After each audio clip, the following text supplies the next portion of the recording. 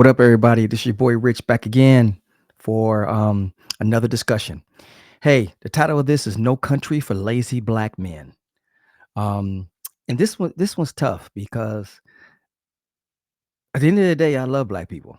I'm black, um, but you have to look within before you can talk about what's on the outside. You know, and what I'm seeing and what I'm witnessing with us as black men. Now, when I'm speaking about black men, I'm speaking from us as a collective, as a unit, as us really pushing a line together to protect our civil rights. Individually, yeah, I mean, black men hustle. Come on, man, they hustle, take care of their families. Um, you know, in their careers, hustling. By no means I'm saying they're luckily in that regard. What I'm simply saying is that from what I've seen in my experience, black men are lazy from a collective standpoint for the most part.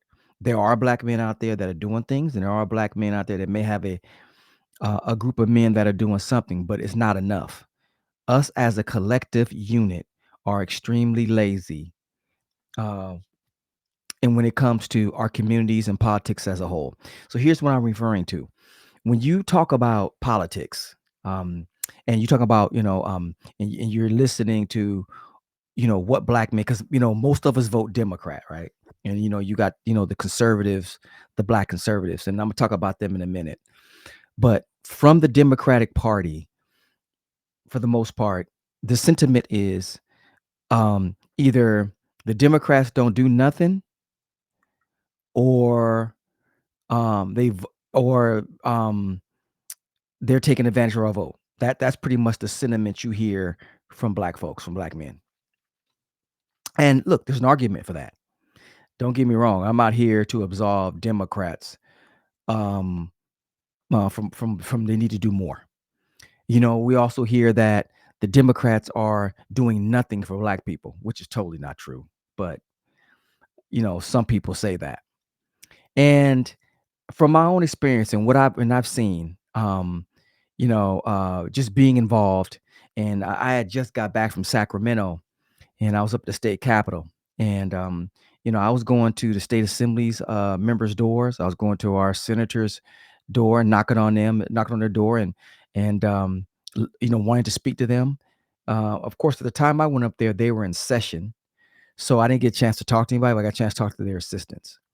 And the one thing that I noticed when I was up in Sacramento, and that's a state level, but it also happens here on a local level, because we know all politics is local, right?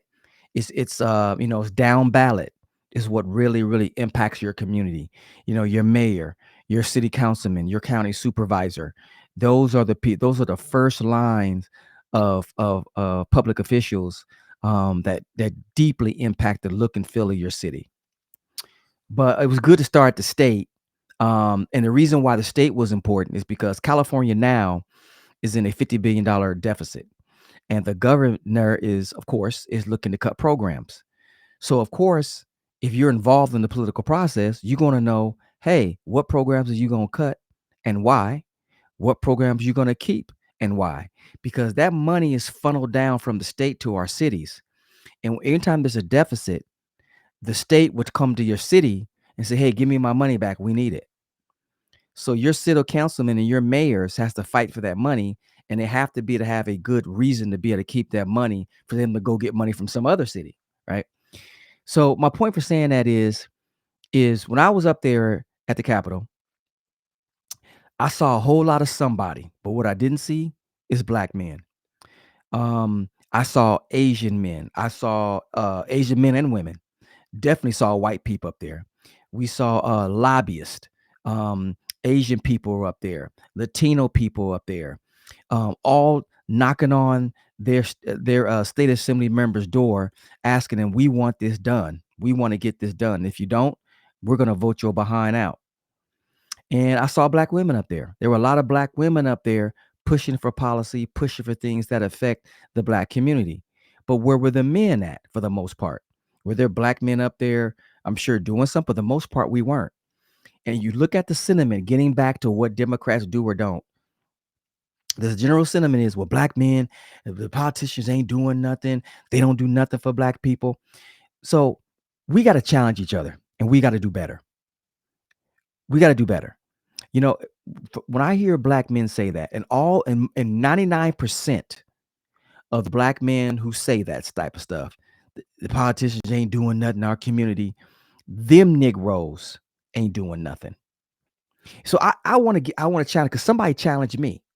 Actually, a black woman challenged me, and she challenged me from the standpoint of on something else. It was pretty much knowing roles and responsibilities when it comes to your local politicians. Because I was complaining about something, and I was complaining about this, like the mayor, for example, and I was complaining about the mayor not doing something that is totally not their responsibility. So a lot of times, that's another problem, that a lot of times that black people don't even know roles and responsibilities. They don't know what is the mayor's responsibility opposed to the city councilman. What is the city's responsibility opposed to the county? What is the county's responsibility uh, opposed to the state, and the state responsibility? A lot of times we don't even know who's responsible for what. So how the hell could you even be involved in the political process? And as it leads into, they're not. A lot of the people who say, I don't vote because the both parties are not doing anything. Negro, you ain't doing anything. You ask somebody who says that to you. Like I said, we gotta challenge ourselves. Somebody of not a black man or a black woman that says that to you. Here's what when you hear them say, if you need to stop saying that. If it's you saying that, then what you need to do is, if you say the Democrats are not doing anything for your community, that could be true. But the question is have you called your city councilman and say, look, man, there's trash all along the freeway. This needs to be cleaned up. We got these potholes, and they need to be cleaned up. If not, I'm going to create a groundswell and get your ass out of office. But no, they don't do that. They sit and complain. So I see here people who don't vote that complain, and they use the excuse, well, everybody full of shit. No, you're full of shit, because the process is, if you want to know what it is, you have to vote, and then you have to make your politicians do something. Okay. Hello, wake up, Negroes, wake up, black people. You don't just vote and just sit on your ass and do nothing. Or if you don't vote, you need to just shut up and not say anything, because you ain't even trying to help black people. And I'm gonna get into more why you should vote. Stop worrying about a candidate so much and worry about policy, public policy. Public policy is very important. That impacts you, and you be one complaining. But anyway, getting back to my point, it is not in there.